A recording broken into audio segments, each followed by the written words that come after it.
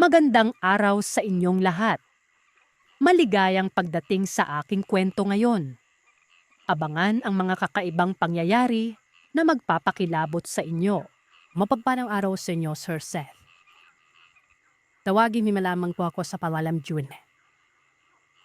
Isa o bawa anak ko. Sa mga nakikinig sila. Pati na aming pinakamamahal na kapitan dito sa Antique. Dahil ganyo ako makinig sa inyo, Sir Seth. Pati na ibang mga kabarangay namin. Nung malaman kong padaan pikiting tayo.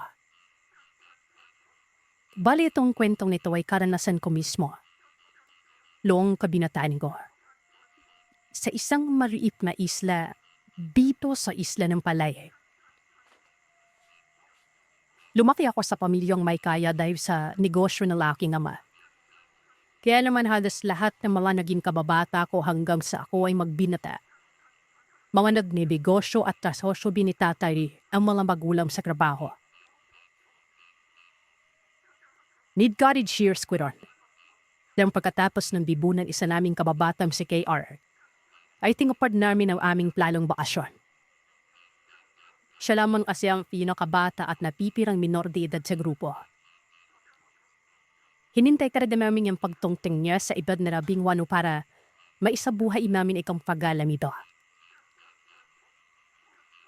Bumiyahe ko nilon. Kumiyat lamang papunta dito sa bayan Leyte.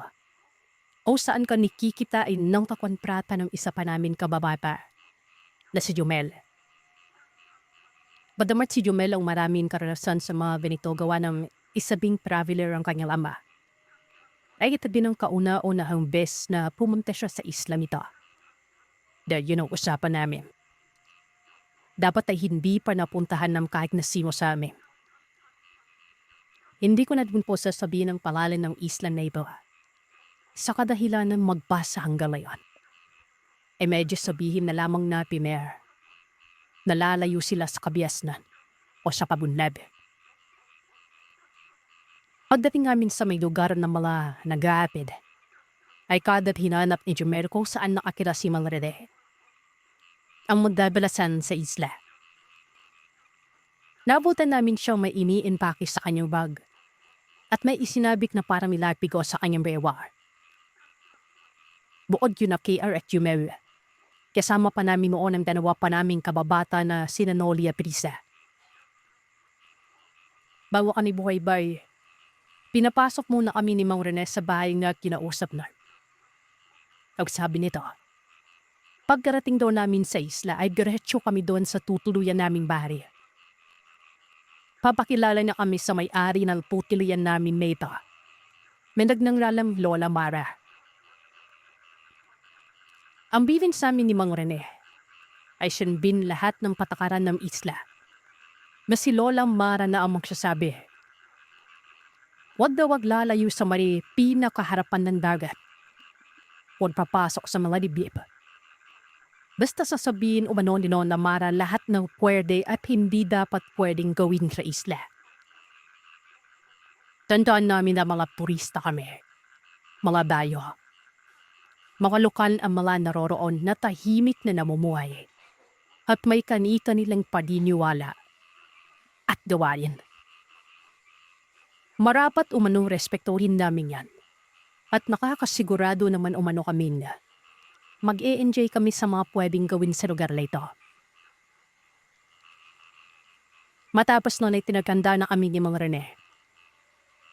Wala siya binigay na kung anong masasabing panangga o ano. Siguro kasi baka makahalap pa kami. O baka kung ano pa ang isipin namin na hindi kami tumuloy. Sa NB naman kasi ang kikipain niya kapaduman, di ba? May kanapiyan lang kanyang bangkang di motor.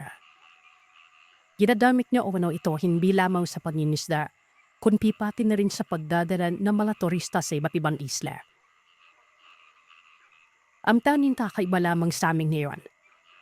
Kami lamang at wala kaming katilala doon sa isla na yon. Kadalasan kasi na mga pumupunta ron ay yung tipong may kamag-anak paladaro isa. O ang hindi man ay yung nakakontrata palada na kaklose ng tadaron. Tinanong to kami ni Mang Rene kung bakit namin naisipang magpunta doon sa kalmado namang paraan at walang hanong panalakwat. Nabanggit lamang namin ang ganda ng lugar. Yung katulad ng Boracay na mapupi-pupibi ng buhangin. At isa kasi yun sa pinakamalayo sa lugar namin kaya naman gusto ng talada naming malayo. Umabot ng halos 1 oras ang biyahe. Paulit-ulit kaming pinapaalalahanan ni Mang Rene. Mas Lola Mara lamang ang aming papakindan sa lugar. Bagamat may tanong namin kung bakit pero ang isinagot ni Odette ay ang sinabi niya noon una na wala kaming ibang kilala sa isang yan. Nakarating kami doon. Panaw pa namang namin ang tabing dadatay sa kabilang dulo kung saan wala nang gaanong kabayan at puro apuluan. Nagulat kami nang may mga nabilabasan doon na siguro nasa 7 atawa. Napakakabal nilang nakatipid sa amin. Wala namang inik si Mang Rene. Maya-maya pa, sa may dadaunan namin, isa sa mga kubo doon ay merong lumabas na matanda. Naglakad ito papunta sa dalampasigan. Kasabay nun, ayong bigla naman pabalis ng mga taong nakatipid sa amin at pumasok sa gubat. Pagkababa namin ay dinala kami ni Mang Rene kay Lola Mara. Maganda si Lola Mara. Kung naaalalahanin ko ang mukha niya ay para siyang si Gloria Romero.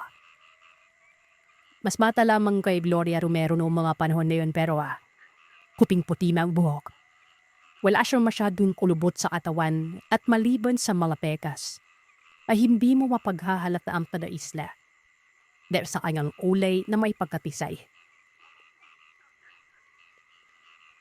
Matapos naming magpakilala, nagpaalam na si Mang Rene. Ang sabi nito ay babalik siya matapos ng 2 araw. Gaya ng napag-usapan. Sabay tuloy-tuloy na itong gumanik sa daot paulit. Lain ang sabi ko, ang islang ito ay hindi naabot ng kuryente. Maputi ang buhangin at napakaganda. Di wala bitong Petromax. Hindi yung simple mga lampara lamang. At kung minsan pa isawa ng niyog. Itinuro ni Lola Mara ang kubo na tuturian namin. Maliit at maganda ang kubo na ito pero kapansing-pansin na may mga nakasabik dito na mga kung ano-ano mga shells. Matapos niyong maituro ang mga kwarto sa loob, na 2 kwarto ito, hidintay niya kami sa labas. Paglabas mo sa kwarto ay pasilyo na lamang yun at tambayan tapos maliit na mesa ang kainan. Tapos sa labas ay parang pankunahe. Lahat ay gawa sa kawayan at pawid. Sabi ni Nona Mara, bago kami lumabas, huwag daw kaming lalayo dahil nakakaligaw sa islang ito. Mahirap maghanap lalo na at malaking parapi pa rin ng isla ay go back. At maraming mga kuano hayop ang mabanisla at liripana. Ang pagligo sa dagat ay hanggang 5:00 lamang ng hapon. Dahil sa minsan umano ay biglang lumalakas ang alon at lumalalim ang tubig. Maaari umano kaming mag-bonfire pero dapat ay malapit sa kubo namin. Itinuro din ni Lola Mara ang bahay nito. Medyo may talayuan doon sa kubo, sa may bandang likuran. Dahil na sa bawal na kaninang hapon ay sinulit na namin ang buong maghapon sa paglangoy. Maya-maya pa ay nagpaalam na si Risa at Kairar. Haalapin daw nila si Lola Mara dahil meron lamang itatanaw. Inayaan naman namin sila. Ang huling pansin namin sa kanila ay nakadlakad sila sa dalampasigan. Maya-maya pa, bumalik na kami sa tabi ng dagat para bago mag-5 ay makapagpapoy na kami ng bonfire. At dahil sa nagsisimula na rin lumamig ang hangin. Bito, naipa namin si K.R. Aprisa na naglalakad sa hindi kanayuan. Kasama si Lola Mara. Magkahawak ang 2 braso at tila nagmamabili. Si Lola Mara naman ay parang lola nila na singbu sila sa kung saan na ang mukha ay pira naiinis sa kanila. Alam mo makaraping ang mga ito, banda sa amin, ay pinabis na kadod kami ni Lola Mara. Ang sabi nito, siya na lang ang magsisiga basta magbihis na umano kami. Nagbalnaw naman din kami kaagad at nagbihis sa may balon sa likod. Nang matapos kami ay tumambay muna kami sa loob ng bahay. Saan ba kayo nagpupunta? Tanong namin sa dalawang babae naming kasama. Di pa na nagkwento ang dalawa. Hinanap na daw nila si Lola Mara gawa na wala ito sa bahay niya. Di ang ginawa nila ay inisa-isa ang mga tahip naglalayo ang mga kubo doon. Para lamang mahanap siya. Hanggang sa makaraping na sila sa dulong mga kabayan. Nung naroroon naman sila kabalik na, napansin nila na yung mga nakapira doon sa mga dulong kabayan. Bigla na lamang nagsilabasan. Mapababa ay manak mapalalaki. Pinitigan umana sila tapos ay sinusundan nun. Medyo kingabahan na sila gawa ng yung mga tipig na malaypo. Pira pa merong kakariba. Ayaw nilang mag-judge pero parang dudubugin umano sila ng mga yon. Meron pa umanong isang humawak sa kamay ni KR. At di man na lamang ang gulat ng kasama namin ng bigla itong singhupin. At didilaan sana nung humawak na yan pero nahatak naman ito ng isa pang tagaruan. Hinata umano kanagapanayo yung grawa. At pagkatapos ay humarang ito sa pagitan nila KR Aprisa at ng mga grupong sumusunod sa kanila. Hindi ba kayo sinabihan ni Manang Mana kung hanggang saan damang ay dapat kapag wala kayong kasanang lokal? Tanong ng may iba na ring lalaki sa kanila. Sinabihan sila na tuloy na sa paglalakad at sasamahan siya nito. Timbid na sumunod ang mga grupo hanggang sa makasalubong na nila si Lola Mara noon. At ito na ang kasama nila pagka-uwi. Simerwanan pa ma sila ni Lola Mara. Sinabihan na sina pero napakakulit pa rin. Ginatungan naman namin na tama si Lola Mara syempre. Baka mamaya mga kanibal yung mga yon. Tanibali pa ang term namin na pangpanakot beg yung mga panahon na yon. O sabihin yung mga ganong kwento, Sir Seth. Dito ay medyo napakwento si Jumen na ayon niya sa kanyang ama. Hindi pa na may iwasang may mga kakaibang taong makakasanamuha sa mga ganitong klaseng pamamasyal. Sindi na lamang umano si Lola Mara at sigurado namang mag-i-enjoy sila. Maya-maya pa, pinawag na kami ni Lola. Maayos na manol apoyan sa labas at pwede na kaming magluto nun. Mabait si Lola. Pagkabalik niya ay may bila siyang isdang sariwa na aasalim na lamang para sa amin. Nagpasalamat naman kami dan ang mga dananamang namin noon ay bigas, itlog at mga tuyo. Hindi pa din mauso ang mga bilatalon. Maayos na sumalubong sa aming ang dilim ng gabi. Napapansin naman namin na si Lola Mara ay naroroon lamang sa amin at paikot-ikot. Minsan ay nakaupo lamang sa terasa at nakapipig sa kawanan. Pinawag namin si Lola Mara para kumain pero tumanggi ito. Okay naman daw siya lang. Pakikipag-usap pa rin naman siya sa amin. Ayon sa mga kwento ni Lola Mara, ay isa ang kanyang ama sa matabandang nangangalada sa isla nito. Kaya bibing daan o tumatanggap ng turista o dayo. Ay dahil sa tulong bin ng mga mangingisda na nagdadala ng mga turista doon. Limitado lamang at pili ang binabila ng mga ito. Ibig sabihin ay peragwisinwepe lamang kami na kasama namin si Jumen dahil sa impluwensya ng kanyang ama. Pero o simpleng dayo lamang na walang kakilala o kamagala, ay manamang hindi pahihingturutan. Bago umalis si Lola Mara, ay inulit niya sa amin ang kanyang paalala. Pagkatapos namin kumain doon, Patay na namin umano ang apoy at pumasok na kami. Babalikan niya raw kami ng mga 8:00 ng gabi niyon at dapat ay wala na kami sa labas. Maaga niya rin kaming gigisingin kung sakaling gusto namin ma-enjoy ang buong araw. Mas maigi ng ganon. Wala daw mawawala kung makikinig kami sa kanya. Kung tutusin, maayos naman ang paalala niya pero mukhang huli na rin ang lahat nun. Kalaliman ng gabi, hindi kami matulog-tulog lahat sa kadahilan ng mainit ang ihip ng hangin. Walang kuryente.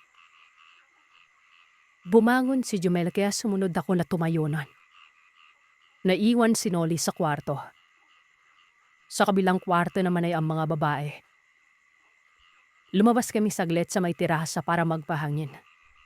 Katapat na namin ang dagat pero napakaalinsangan pa rin. Para bang walang dumadaang hangin sa mismong parte na yun ng isla. Parang may mali. Sabi sa akin ni Jumel na maski ako ay nararamdaman ko. Nagpalinga-linga kami sa paligid. Hanggang sasabay kaming napalingon sa malayong parte ng isla. Kung saan pumunta sila Risa at KR kaninang hapon. Sa lahat ng mga taga-tabing dagat dyan, lalo na mga naabutang wala pang kuryente sa mga lugar nila.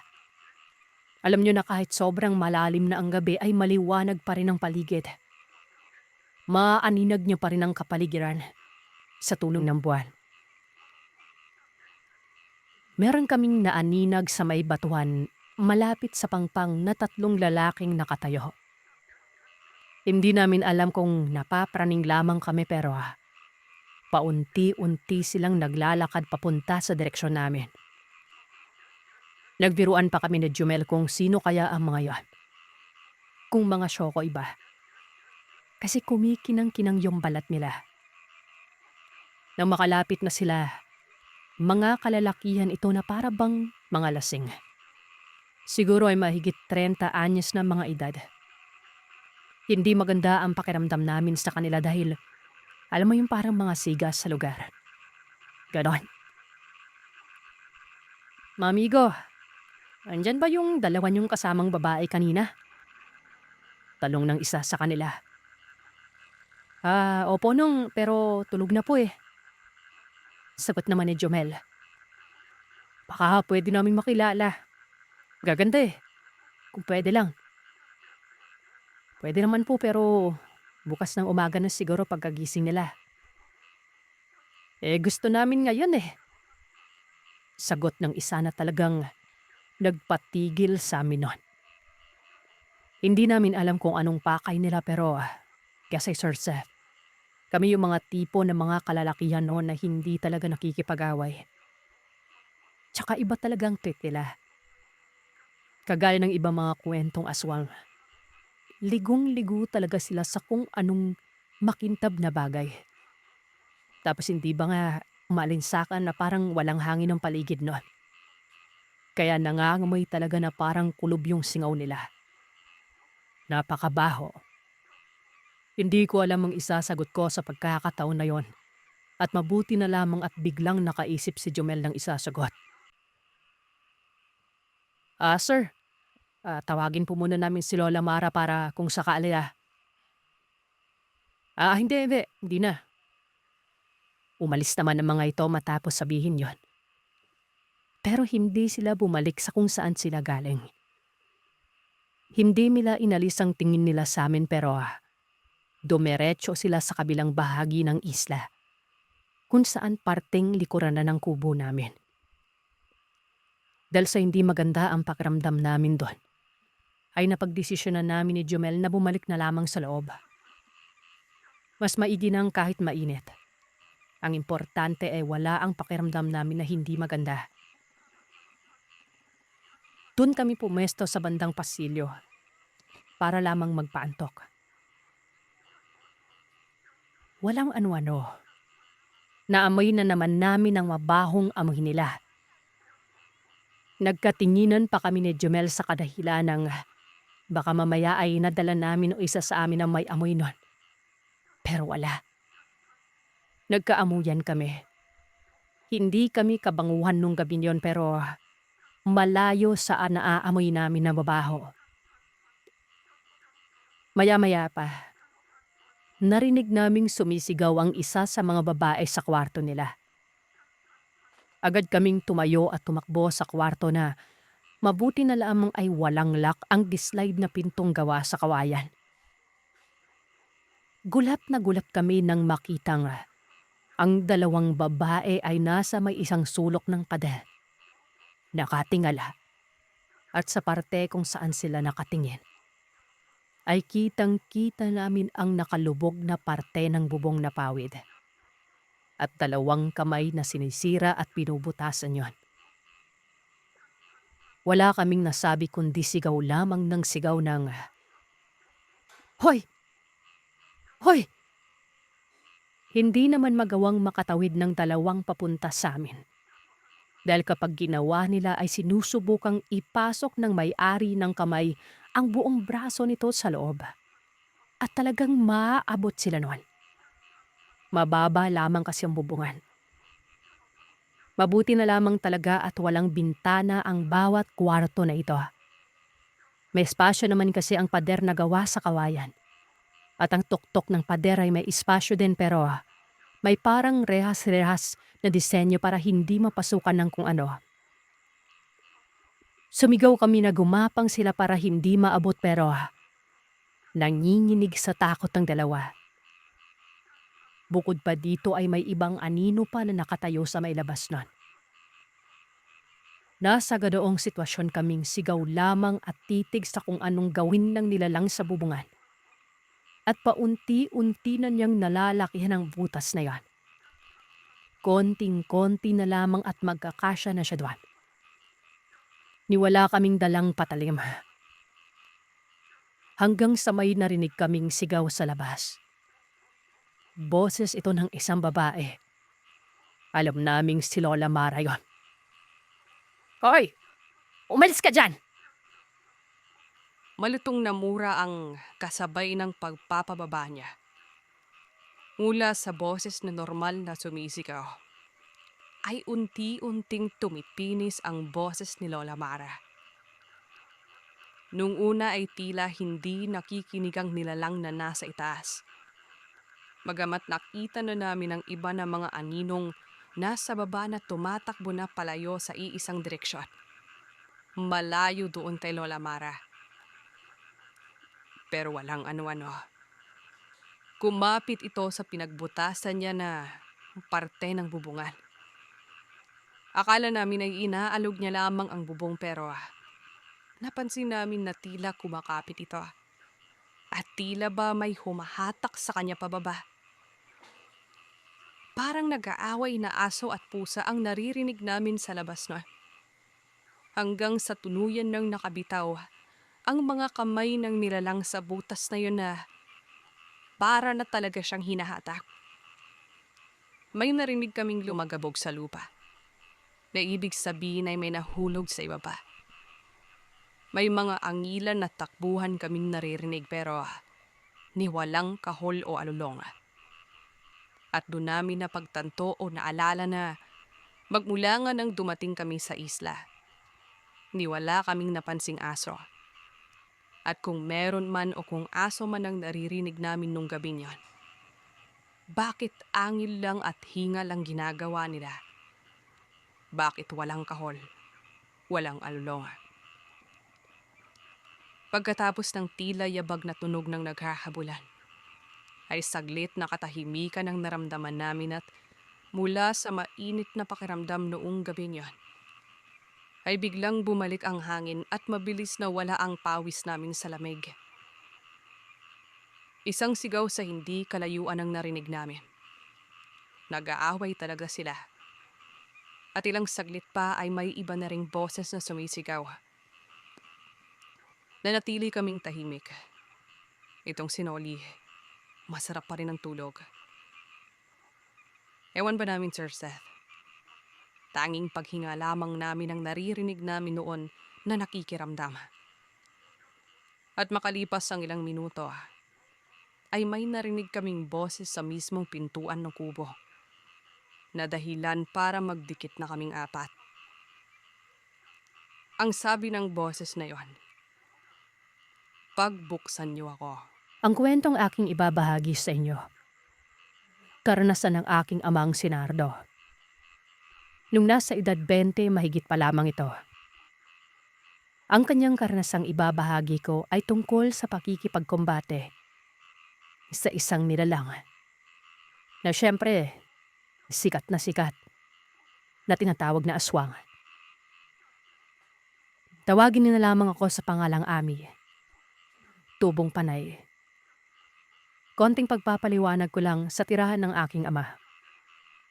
Hindi naman kalayuan sa bungad ng baryo ang kanilang tirahan ng kanyang mga magulang noon. Simple lamang ang kanilang tahanan. Yari sa tabla ang sahig at kawayang pinagdikit-dikit naman ang dingding at gawa sa yero ang bubungan. May malamak silang bakuran na siyang pinagkakaabalang tinataniman ng kanyang ina na mga gulay at iba pa. Panganay siya sa magkakapatid at isa-isahang anak na lalaki.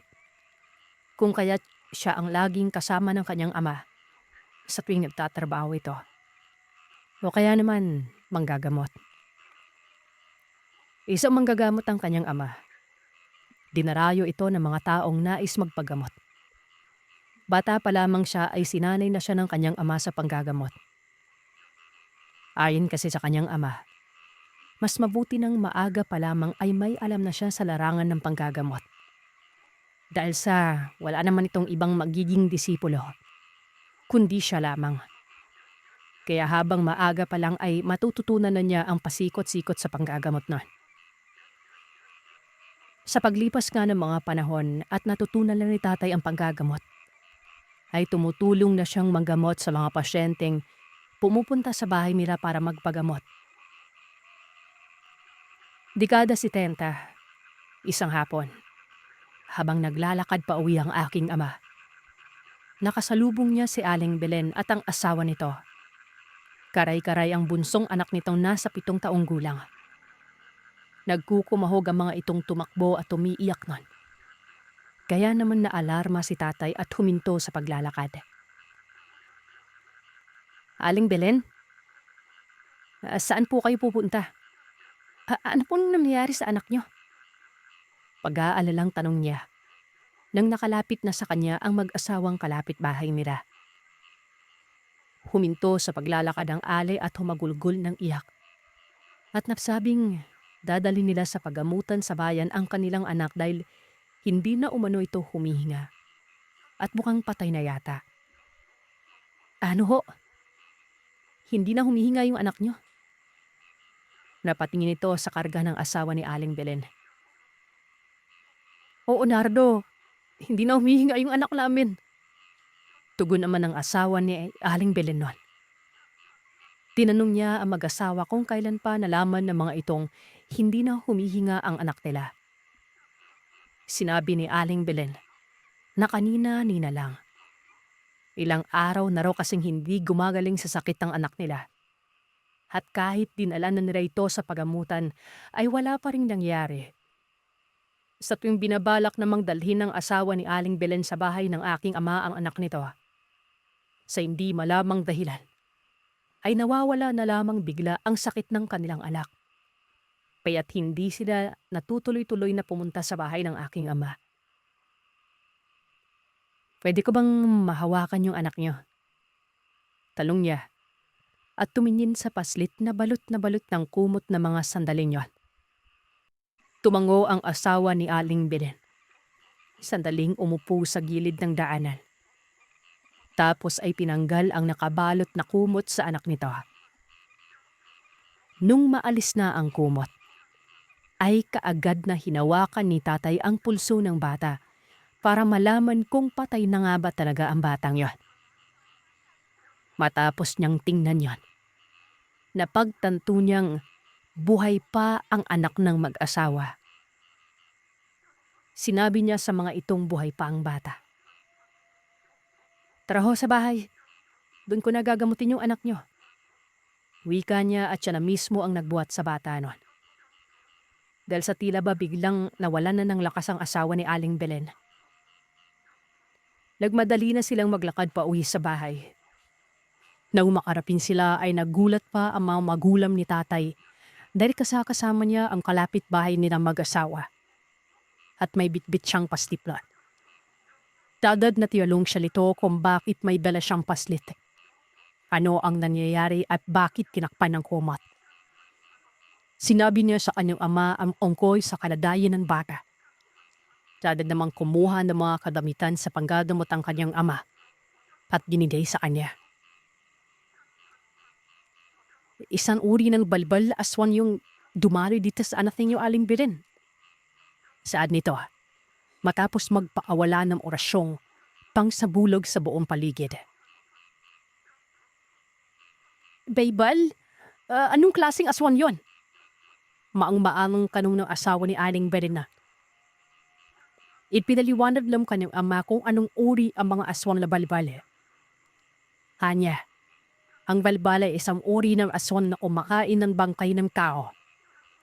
Malakas ang kamamoy ng balbal na tila isang pabango para sa kanila. Ang bangkay ng isang tao. At kahit nasa ibayong lugar pa ang pinaglalamayong bangkay, ay maaamoy at maaamoy nila yan. Kaya kadalasan sa mga libid na baryo o ibang lugar ay paradong todo bantay sarado ang mga kaanak ng bangkay. Dahil baka mamaya, malingap lamang sila ng panandalian ay napalitan na ng balbal ang katawan ng bangkay na pinaglalamayan nilang mag-anak ng katawan ng saging.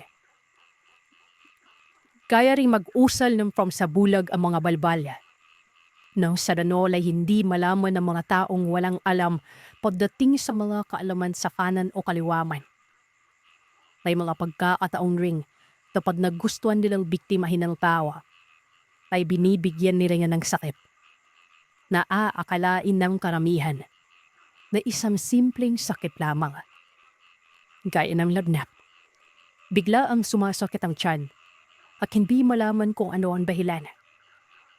Sipon, ubo, o ano pa mang mga simpleng karamdaman ng isang tao. Nang sa ganon ay hindi magtatangkang magpatingin sa mga albularyo o manggagamot ng pamilya ng taong nais nilang bigyan ng karamdaman. Pero ang hindi alam ng lahat, unti-unti na palang manghihina ang may sakit. Hanggang sa hindi na maayaman nito ang sakit na biligay ng balbal, na maging dahilan ng bigla ang pagkamatay niya. Sinabi naman ng aking amang napag-inperesa ng anak ni Aling Belen, at gaya ng inihayab ng kanyang ama, ay binigyan lang sakit ang paslit. At inaabangan na lamang ng balbal na bumiktima rito kung kailan ang kamatayan ng paslit na yon. Nang sa danon ay malaya na nitong makuha ang bangkay. Ang mabuti meron kalagat, paksalubong ko kayo, Aling Belen, mamistor. Dahil kung hindi, piyak idideklara ng pagamutan pagdadalamin yung wala ng buhay ang anak nyo. Rika ni Tatay. May mga ilusaw siyang orasyon pang-alis ng mga karamdaman. Nagsimbi na rin siya ng kamangyan at magsunog ng 3 pirasong balahibo ng bisaryang manok. Pagkatapos ay ipinapat niya sa hinihigaan ng paslikwan. Makaraan lamang ang ilang minuto ay marahan ng dumilap na mga mata ang paslit. Kasunod noon ay bumalahaw ng iyak at hinanap ang ina nito.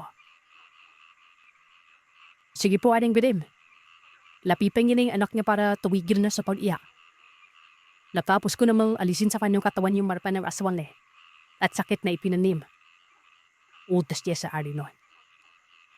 Kadad namang yumapit ang alis sa anak nito at agaran niyakap ng mahigpit. Paday naman ang pasasalamat ni Mang Nestor sa aking ama't walang pigil sa pagpunas ng mga luhang sunod-sulig na pumapatak. Maraming salamat talaga, Nardor. At sa pamilya mo. Kung hindi ka namin nakasalubong kanina, baka uuwi na kaming nadadaramhati. Dito. Wala naman yun, Mang Nestor. Basta takaingatan niyo man po palagi yung anak niyo. At huwag basta-bastang palalapitin sa mga taong hindi nyo kakilala. Tuwim niya. Dagdag pang wika ng aking ama. Bibigyan niya ng pulseras na pangontra sa lahat ng masasamang nilalang ang bata para hindi na ito lapitan pa.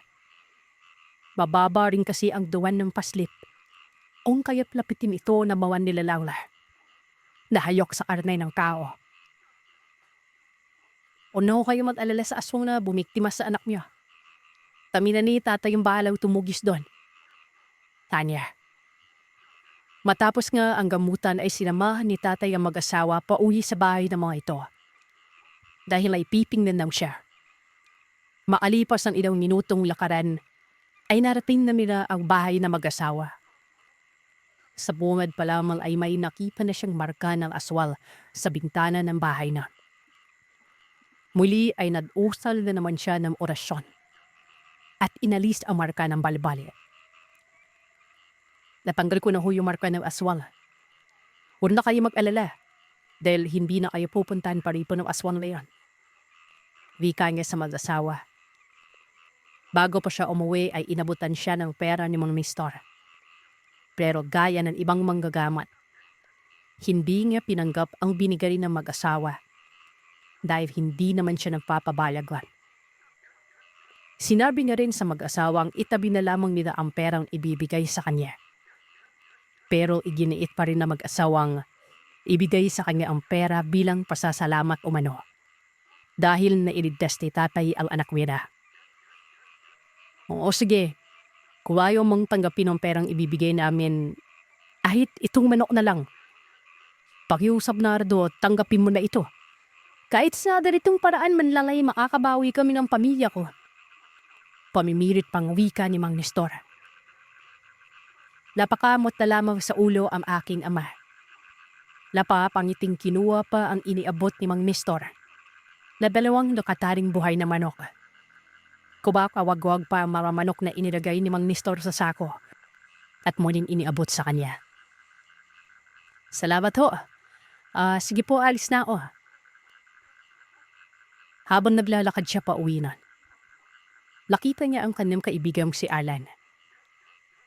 Malaki ang pagkakanising ng tanong ito o saan siya nanggaling at bakit may bitbit siyang sako nun. Sinabi niya ritong galing siya sa bahay ni Mang Nestor. Tinanong siya ulit ito kung ano ang ginagawa niya sa bahay mayon. Hinapig ko rin sila Mang Nestor. Pinadamot niya kasi yung anak niya may sakit.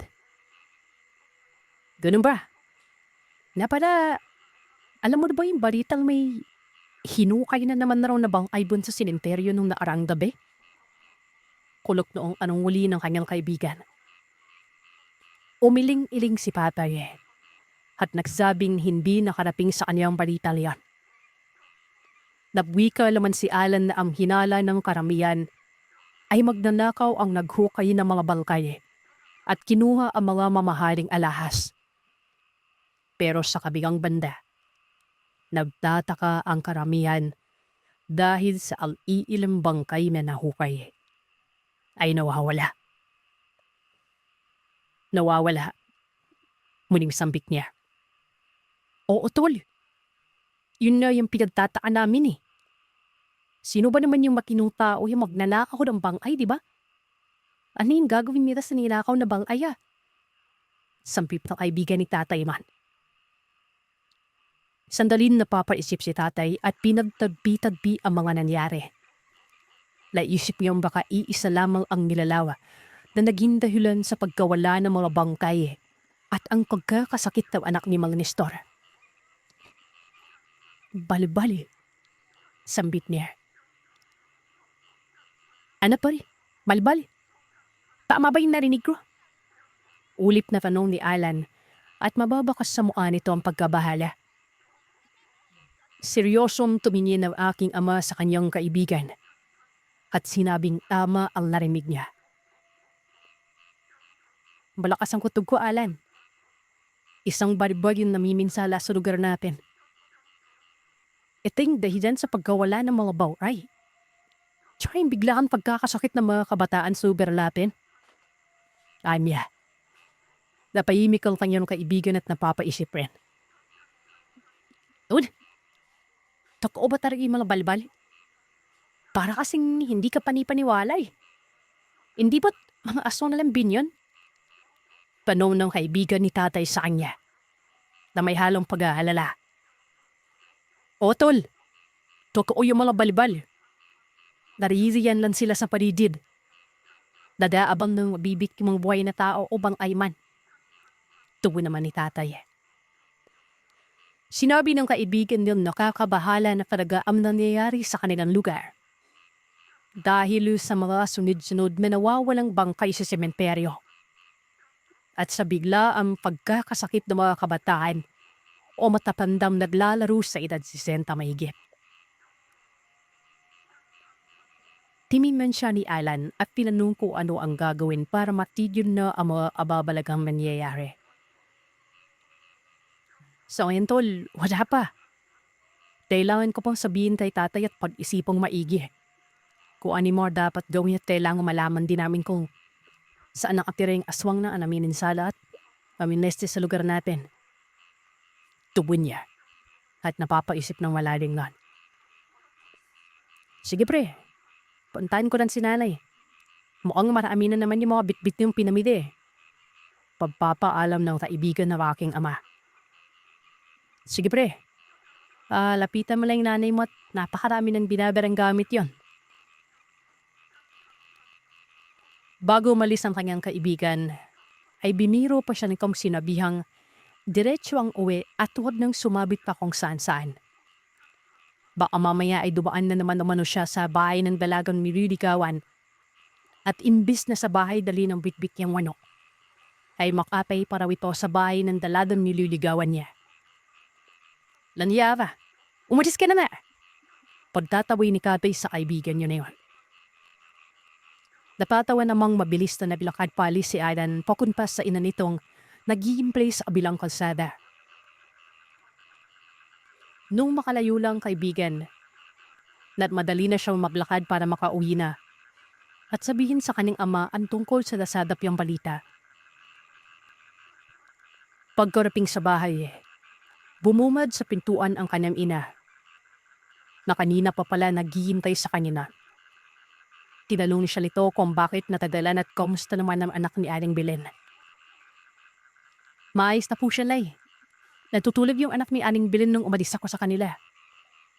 Tugon niya at pumasok na sa loob ng bahay na. May sadop ka bang balita sa labas, anak? Bakit parang hindi yata maipinta ang mukha mo?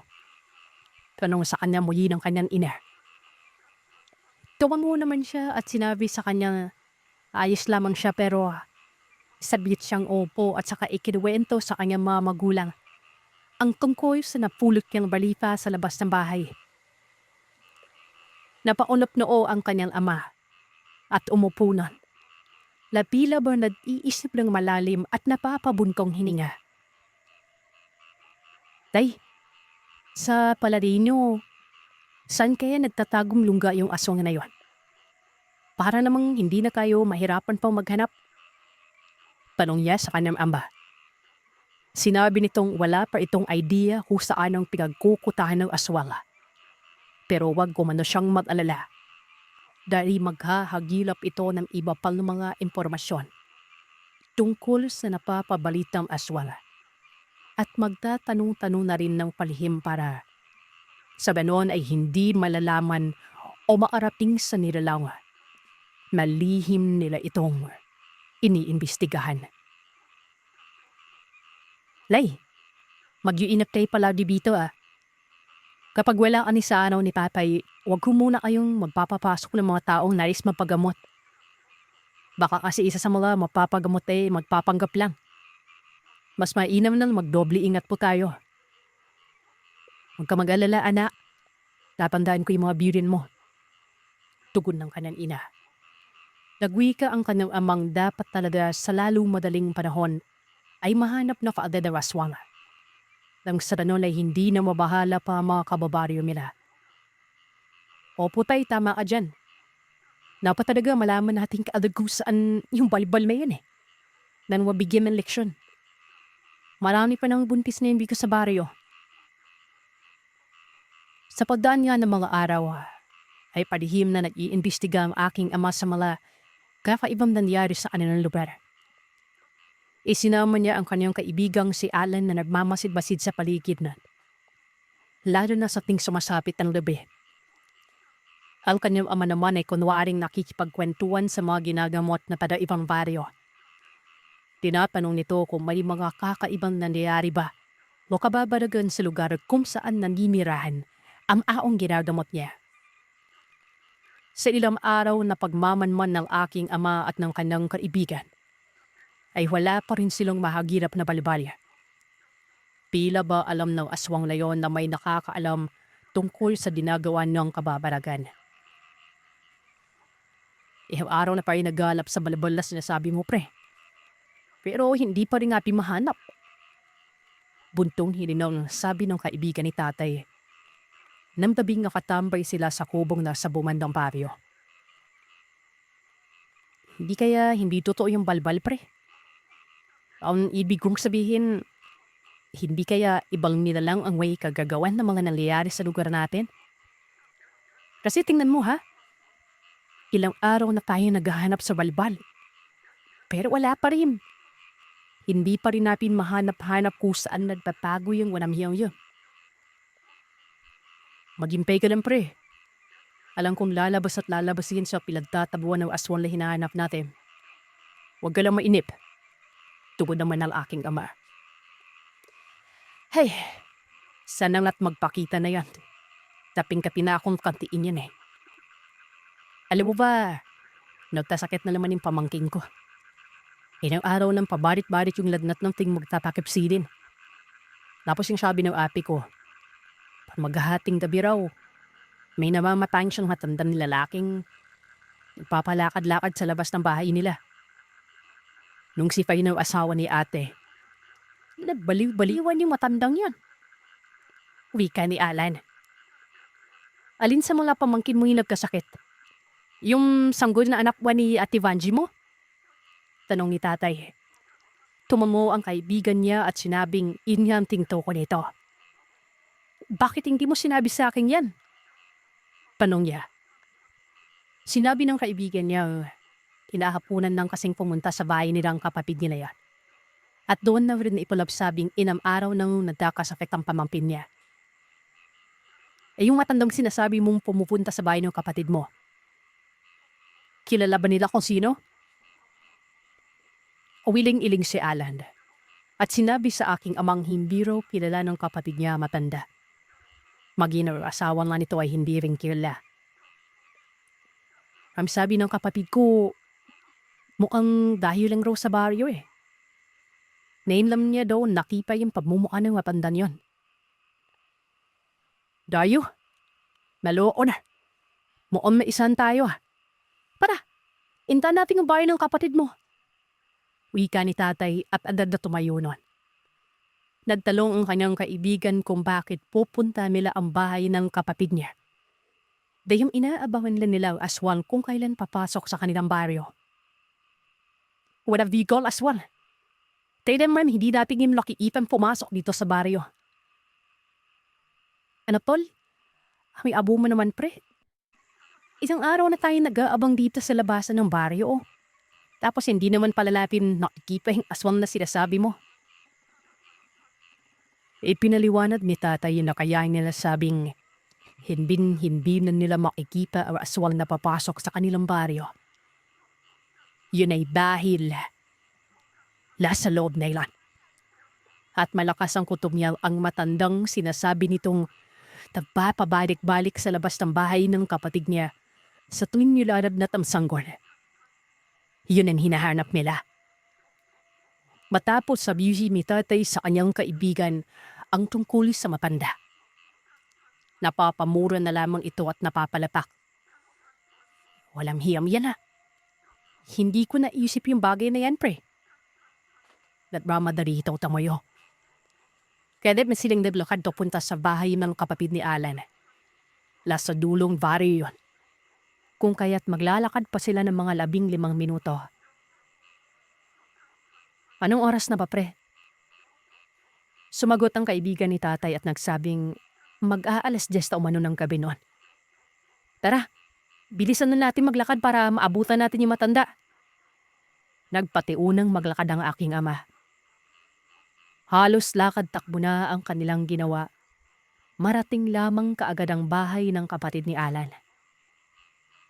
Sa pagdaan ng ilang minuto, malapit na silang makarating sa bahay ng kapatid nito.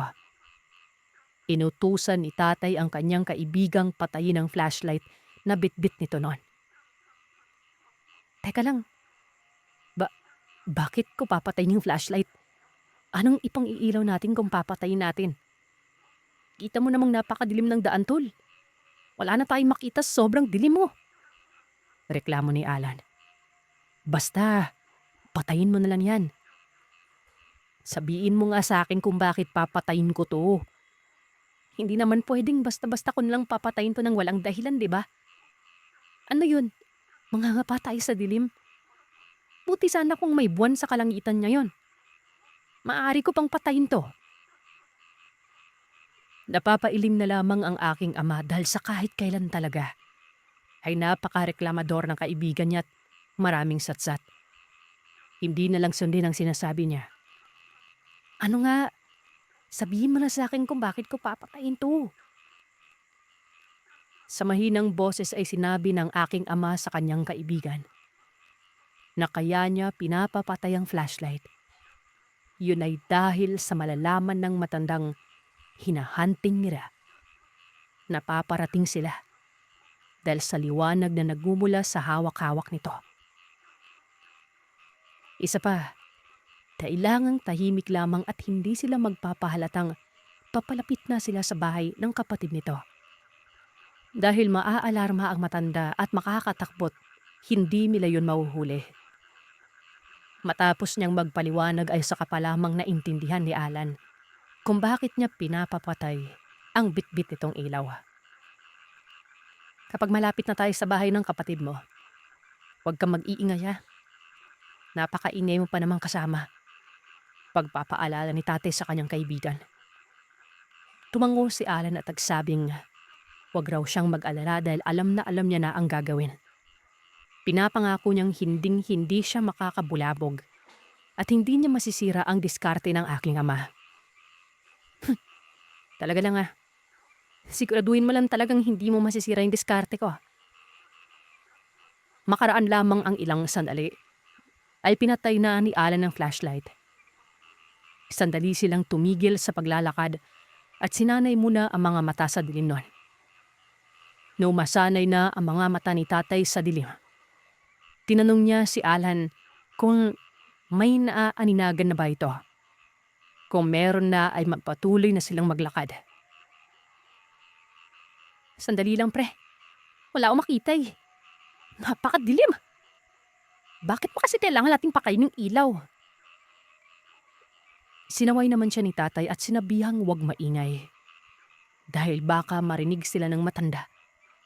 Kung sakali mang naroroon yon sa bakuran ng bahay ng kapatid niya. Humingi ng pasensya si Alan at nagwikang natatakot lamang siya. Kaya napapamura at napapalakas ang boses niya ron. Ano? May naaaninagan ka na ba? Dalian na nating maglakad dahil baka mamaya hindi na natin maabutan pa yung aswang na yon. Oo, may naaaninagan ako. Kaya nga lang hindi ko masyadong makita ang daan. Baka madapa o matalisod ako eh. Tugon naman. Tuwantang talang naman oh. Bakit ba ako nagkaroon ng kaibigang pabirong wika ng aking ama? Hoy Nardo, pasalamat kang at sinamahan pa kitang madilakad sa napakadilim na daan na to. Kung makapagsalita ka sa akin, wagas ah. Malay ko bang kapatayin pala natin yung flashlight. Kung alam ko lang, hindi na ako pumayag na pumunta tayo dito. O kaya naman, nagpaiwan na lang ako at umuwi na sa bahay. Biro lang. Ikaw naman masyadong seryoso. Paos na tumawa ang kanyang kaibigan at nagsabing hindi niya maihakbang ang mga paa dahil natatakot siyang baka may matapakang ahas na nakaharang sa daan o kaya naman ay matalisod nun. Napakaduwag mo talaga kahit kailan. Sinasabi ko lang naman kasi yung nasa isip ko. Baka kasi mamaya kakalakad natin, may nakaharang palang ahas sa daan. Eh di natuklaw pa tayo. Namatay pa ako. O kaya naman matalisod ako una tumba. Eh di uuwi ako sugatan. Napapailing na lamang si tatay dahil naririndi na siya sa kaingayan ng kaibigan. O siya. Humawak ka sa balikat ko at sumunod ka na lang sa akin ha. Dahil kailan talaga ay napakaduwag mong tao. Nung makahawak na sa balikat niya si Alan, nagpatuloy na sila sa paglalakad. Makaraan lamang ang ilang minuto. Huminto sila sa hindi kalayuan sa bakuran ng bahay ng kapatid ni Alan. Magsasalita na sana si Alan nang bigla itong pigilan ng aking ama at binulungang huwag maingay nun. Huwag ka maingay. May maririnig akong angil. Bulong ng aking ama. Marahan silang naglakad paikot sa gilid ng bahay. Naanimoy mga pusang nangahanting ng makakain nun. Nung makarating na sila sa gilid, ay dayon na lamang ang panlalaki ng mga mata ni tatay at ng kanyang matalik na kaibigan.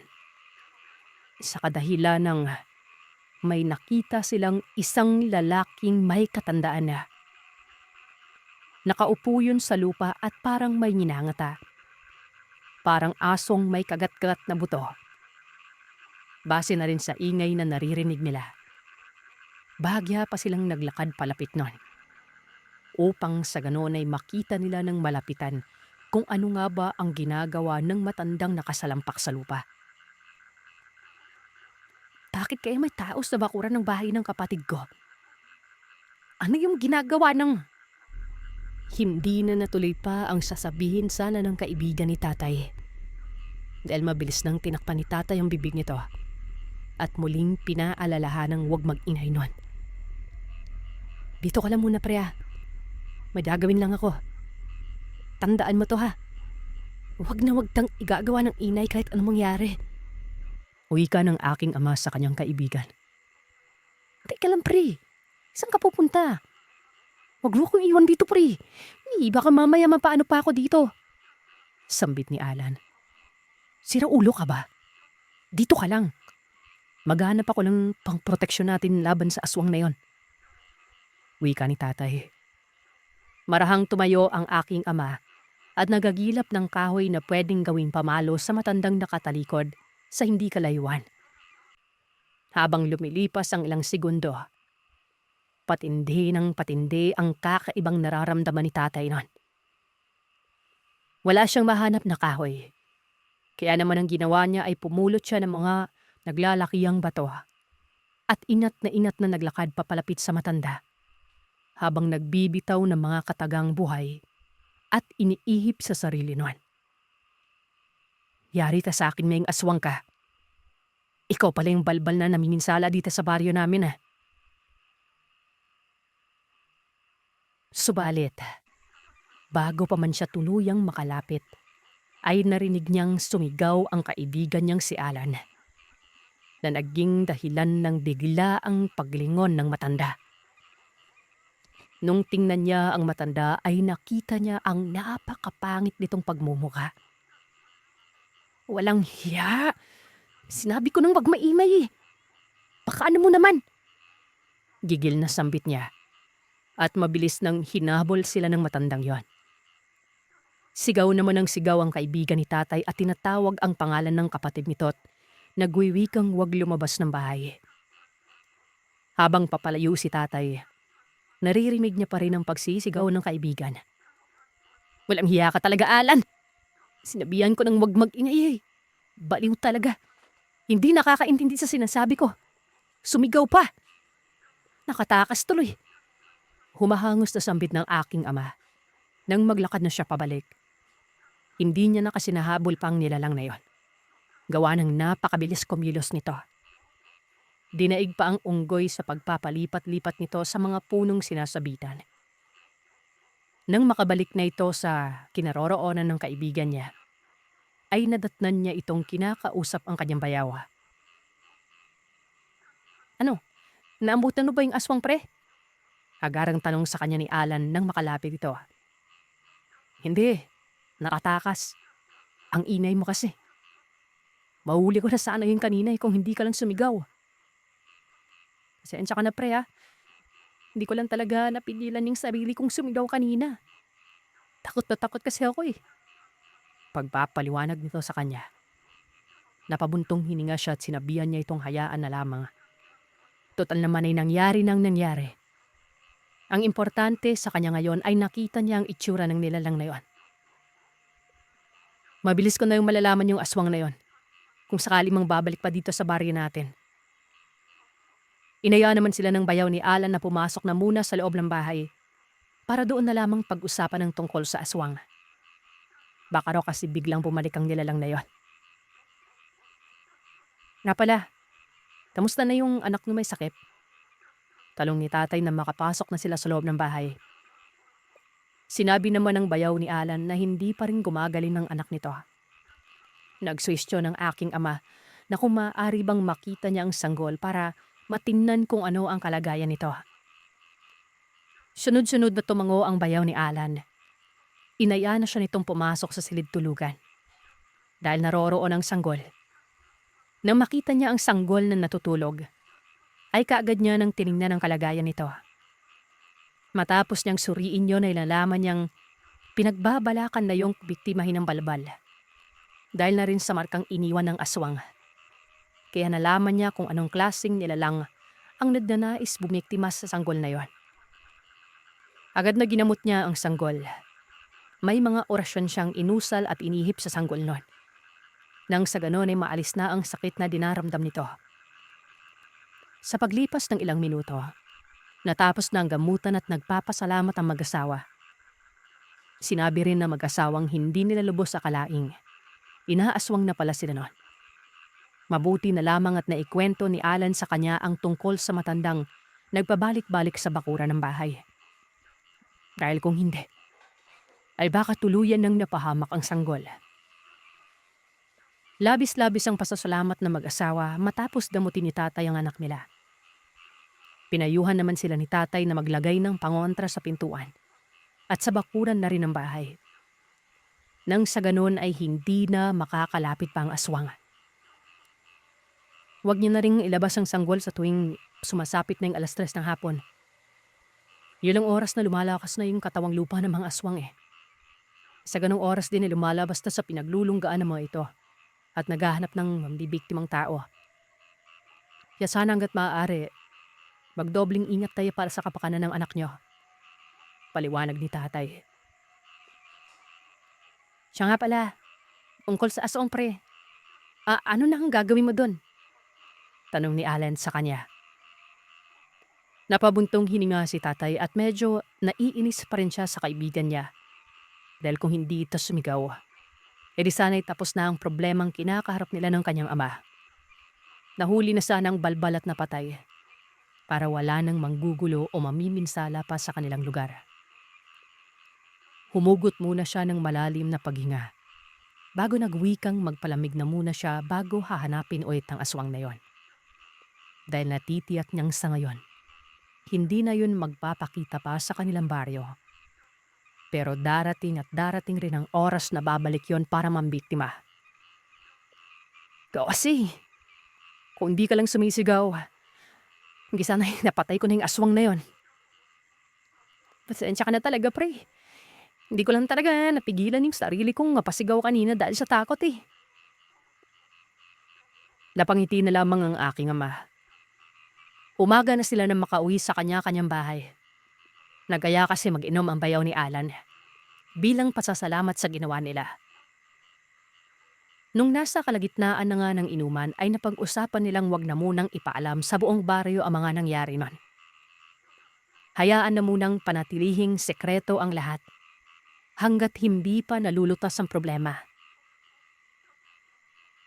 Isang araw, maaga pa lamang ay umalis na si tatay kasama ang kanyang 2 kaibigang, sina Alan at Meroy, para magtungo sa bukid nun.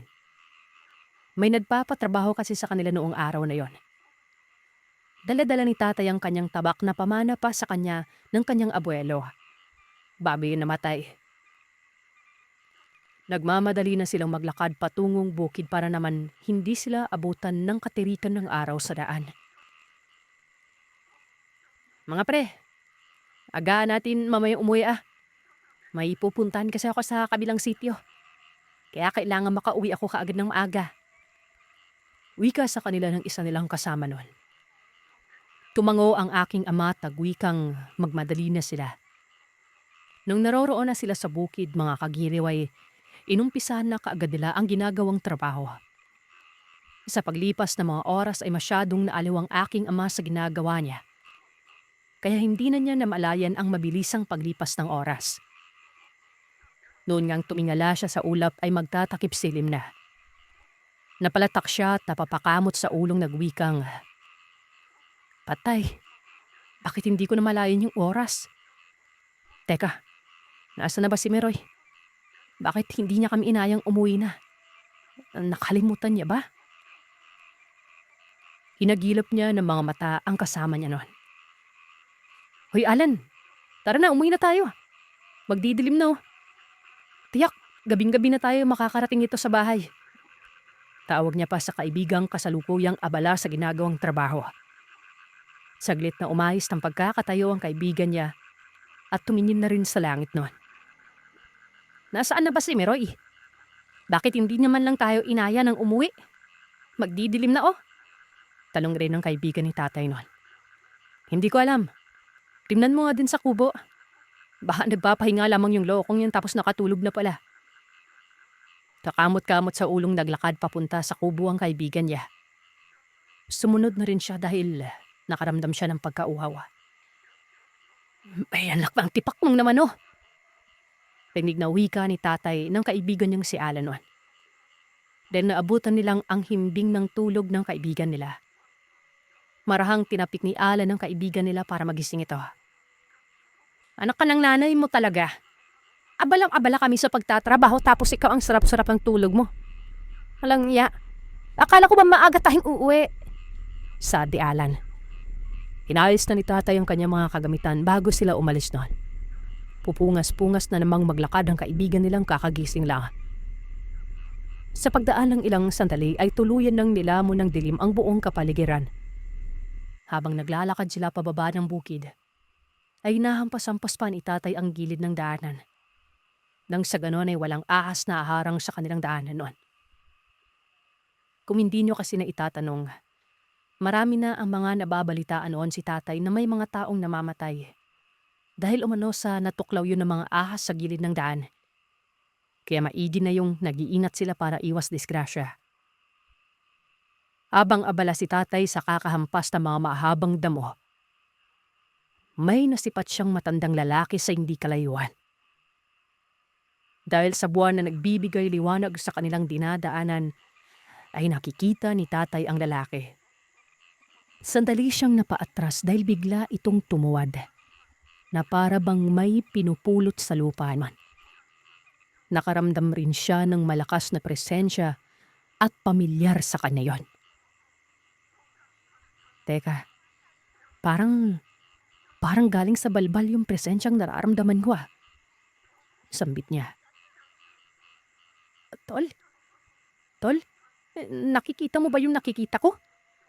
May takutang tanong ni Alan sa aking ama. At para itong babaeng takot, napapakapit sa braso ni tatay. Inalis ni tatay ang kamay ng kaibigan niya at sinabihan itong lumabas na naman ang pagiging balelay nito. "Mga pare, anong ginagawa niyan?" Sigundang tanong ni Meroy. At napahinto na rin sa paglalakad nun. Nakaramdam ng kakaibang bigat sa dibdib si tatay na mga oras na yun. Na para bang sumisikip pang kung anong nasa loob niya at tila nahihirapan siyang huminga. Kaya bahagyang hinampas-hampas ni tatay ang dibdib niya. Dahil sa umiinit at tila napapaso siya, sa suot-suot niyang medalyon ng San Benito na pamana pa mula sa kanyang amang albularyo. "Ayos ka lang ba, tol?" Pag-aalalang tanong ni Alan sa kanya dahil sa nakita nitong paghampas ni tatay sa kanyang dibdib. Tumangulang naman si tatay sa tanong nito. Normal lang kasi yun kapag may tangan kang medalyon. Dahil senyalis lamang yon na may nagbabadyong panganib. Walang hiyang yan. Alam ko na kung ano yung aswang na yan. Sambit niya. At hindi inaalis ang pagkakatitig sa nakatuwad na matanda. Marahang kinuha ni tatay ang tabak na nakasukpit sa kanyang tagiliran. At kumuha siya ng 2 pirasong kalamansi sa bulsa. Hiniwa niya at ipinahid yon palibot sa katawan ng kanyang tabak na hawak. Teka lang pre, anong gagawin mo? Gagawin mo bang kilawin yung matandang nakatuwad? Sira ulo ka talaga, Miroy. Huwag ka na magtanong pa. Kita mo nang nasa panganib na tayo. Maya-maya pa ay hindi napigilan ni tatay ang panlalaki ng mga mata. Nang biglang lumiyad ang matandang lalaki. Umalingasaw na rin ang napakabahong amoy na animoy. Amoy na bubulok na laman at sariwang dugo. Umalinsangan na rin ang buong paligid na tila ba napakainit ng mga sandaling yun. Kahit na may hangin naman silang nararamdaman. Aswang ata yung taong yan mga tol. Wika ni Miroy habang titig na titig sa nilalang at hindi makagalaw. Matapos lumiyad ng matanda, paharap naman itong tumayo. Ayon pa sa aking ama, kitang-kita niya ang nakakakilabot na mukha ng matandang nilalang na yon. Namumula ang mga mata nitong nagbabaga. Nagbabakbak ang mga balat nito sa mukha, na tila ba naaagnas. Nakanganga ang bunganga nitong napakalaki at naglalabasan ang mga matutulis nitong mga ngipin. Wala ring humpay na tumutulo ang masaganang laway ng nilalang na aswang sa lupa. Siya na nga. Siya na yung balbal na hinahanap ko. Sambit ni tatay. Ilang sandali pa, walang ano-ano'y, mabilis na sumugod sa kanila ang nilalang. At akmang kakalmutin na sana sila ng nilalang na yon. Mabuti na lang at mabilis na naitulak ni tatay ang kanyang mga kaibigan padapa sa lupa. Kaya naman imbis na ang mga kaibigan niya ang nakalmot, ay sa pisngi niya tumama ang matutulis na kuko ng nilalang na yon. Anak ka ng tipaklo. Ayop, ang sakit ng ginawa mo . Bulalas niya. At sandaling napapikit ito dahil sapding nararamdaman. Para makadante ay agaran ng mabilis niyang hinawakan ng tabak at walang habas na hinataw yon sa aswang. Pagkatapos ay tinarak niya yon sa tagiliran ng nilalang. Sa bawat pagtama ng tabak sa aswang, ay nakikita niyang bumubula at umuusok ang bawat nasusugatang balat ng nilalang na yon. Papatayin kitang hayop ka. Ikaw yung aswang na namiminsala sa lugar namin, oh. Nanggigigil na sigaw ni tatay at walang tigil pa rin sa paghampas. Maalas mo lang animal ka dahil talagang inabangan mo pa ako dito. Kala mo yata mapapatay mo ako ng ganun-ganun na lang.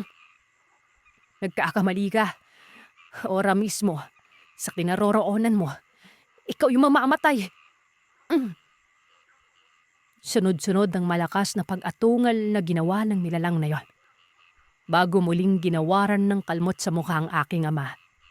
Mabilis naman niyang iniwas sa mukha ng sagayon. Ay hindi na maabot pa ng mahahabang kuko ng nilalang na yon.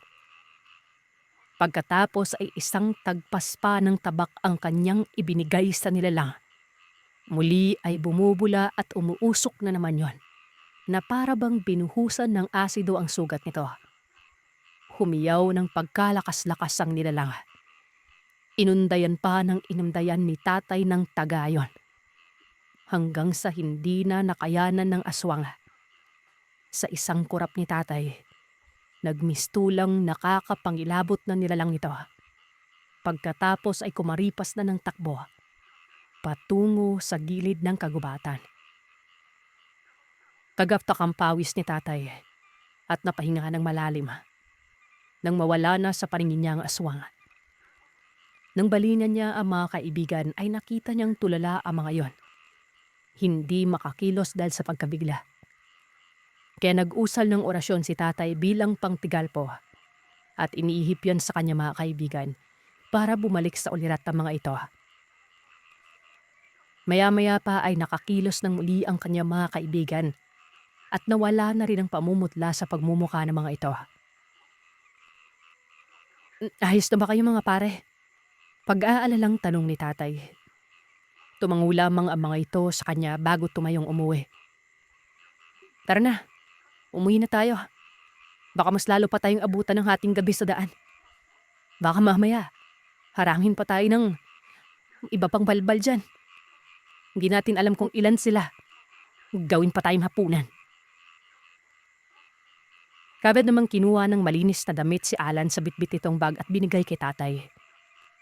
Sinabihan siya nitong punasan niyang pisngi niya. Dahil baka bago pa man kami makarating sa baryo, ay maligo na siya sa sariling dugo. Nagpasalamat naman si tatay at agad nang inabot ang malinis na damit. Tapos ay marahan niya na pinunasan ng dugo ang pisngi nun. Ayos ka lang ba, pre? Mukhang malalim yata yung kalmot na ginawa ng aswang sa pisngi mo ah. Tanong ni Alan sa kanya. Oo, ayos lang ako. Tugon niya. Siya nga pala, wag na kayong mag-alala sa aswang na yon. Natitiyak akong hindi na yun aabutan pa ng bukas. May kalamansi akong nilagay sa tabak. Malabong gagaling tayong sugat na. Dagdag na paliwanag ni tatay sa kanya mga kaibigan. Matapos sa mga pangyayaring yon ay tumuloy na sila sa paglalakad at pagbaba ng bukid na yon. Matiwasay silang nakarating sa kanilang baryo at ginamot kaagad ng kanyang ama ang mga kalmot na natamo niya galing sa aswang. Sabi niya pa sa kanyang amang napuruhan niya ang nilalang at siguradong sigurado siyang yun ang balbal na ilang linggo na nilang hinahanap.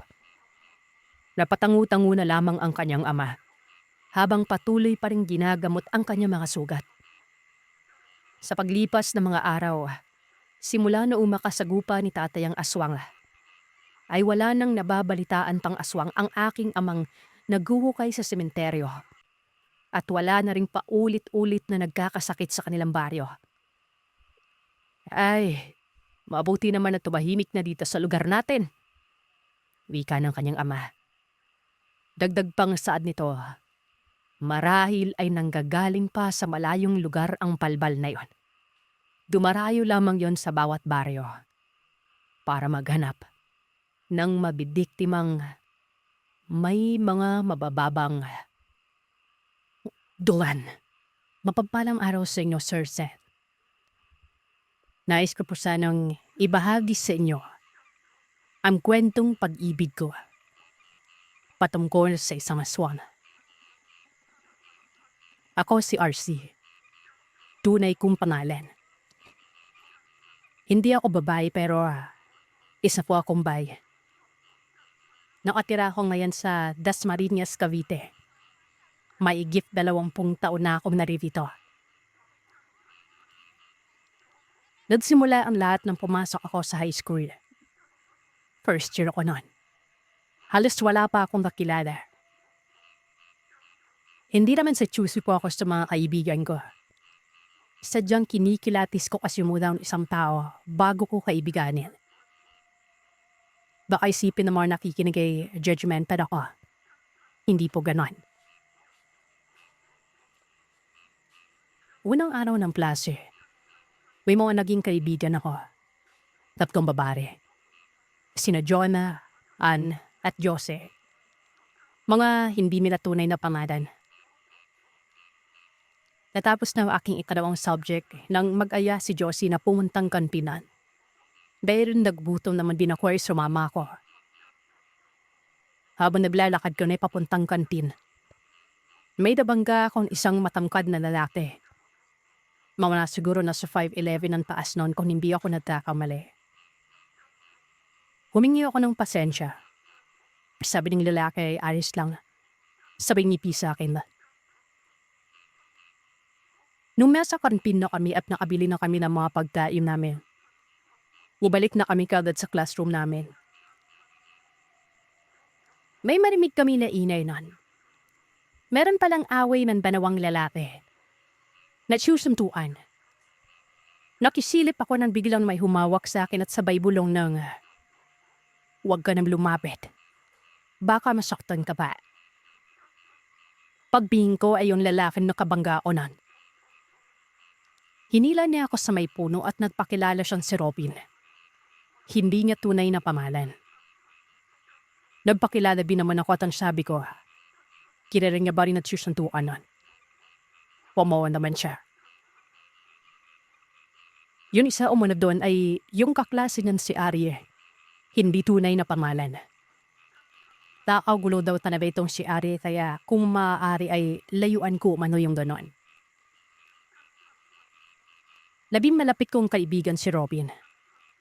Palagi nga akong hinaabangan sa date ng eskwelahan bago at pagkatapos ng klase ko. Inaasar nga ako ng mga kaibigan ko na baka kami na daw Robin pero mariin kong sinasabi na magkaibigan lamang kami nung taong yon. Isang araw, pagkapasok ko sa eskwelahan, nagpakakuluwa nung nasanay ako na di akong hinaabangan ni Robin sa labas ng school. Para sabay kaming pumasok pero wala siya. Siya nga pala Sir Seth. Magkaklase po si Robin at Arye. 4th year high school po sila. Ako naman ay 1st year high school naman. Nagpunta ako sa room nila. Pinimen ko siya kung baka nandun siya pero wala. Ang sabi sa akin ng isa niyang kaklase ay hindi pinupasok dahil masama ang pakiramdam. Tinanong ko kung saan siya nakapira. Sinabi naman sa akin ng aklase niya. Medyo malayo ang eskwelahan namin noon doon sa tinikiran niya. Bandang dulo na ng lugar namin. Nag-half day ako ng araw na yon. Nadaala na kasi para daw kay Robin. Pagkarating ko sa bahay nila, nagulat ako kasi malaki yung bahay nila at bakuran nila. Naisip ko na may kaya para sila. Tumawag ako pero walang lumalabas ng bahay. Tumawag ulit ako. At sa ipanawang tawag na yon, may lumabas na matandang babae. Siya si Nanay Elsa. Kasambahay nila Robin. Pakilala niya sa akin noon. Anong may paglilingkod ko sa iho? Sabi ng matanda. Kaibigan po ako ni Robin. Hindi po kasi siya pumasok eh. Malaman ko din po sa kaklase niya na may sakit po siya. Nagulat si Nanay Elsa sa sinabi ko. Kaibigan? Hindi mailinig makipagkaibigan ng pamilyang ka. Kaya mabuti pa umalis ka na. Medyo pagkarikpang sinabi ng matanda na. Aalis na sana ako nang biglang may tumawag sa pangalan ko. RC. Paglingon ko. Si Robin pala. Pumasok ka. Papasukin mo siya Nanay Elsa. Kaibigan ko siya. Wika ni Robin. Dinala ako ni Robin sa kwarto niya. Malinis at nasa ayos ang gatang gamit nun. May sakit na daw sabi ng kaklase mo sa akin. Kaya ako nandito kaya dunisita kita. Wika ko. Oh, pero bubuti din yung pakiramdam ko. Huwag ka mo dadada. Wika niya. Napa na, nasaan yung mga magulang mo? Tanong ko. Wala sila dito. Mamayang gabi pa yung balik nila. Makikilala mo din sila. Nagulat ako nang biglang may kumatok. Si Nanay Elsa. May barang pagkarin. Lugaw at tubig.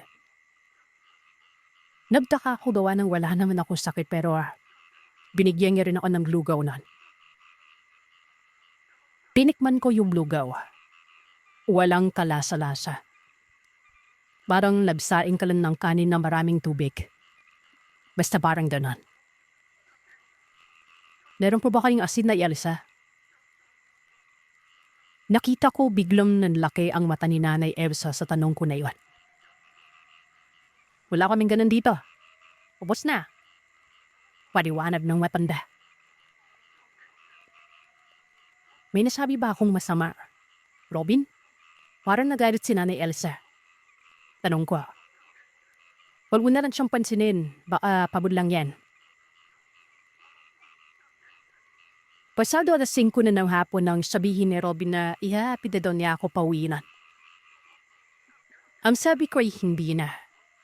Kaya ko naman umuwi. Magpahinga ka na lang para makapasok ko na pinabukasan.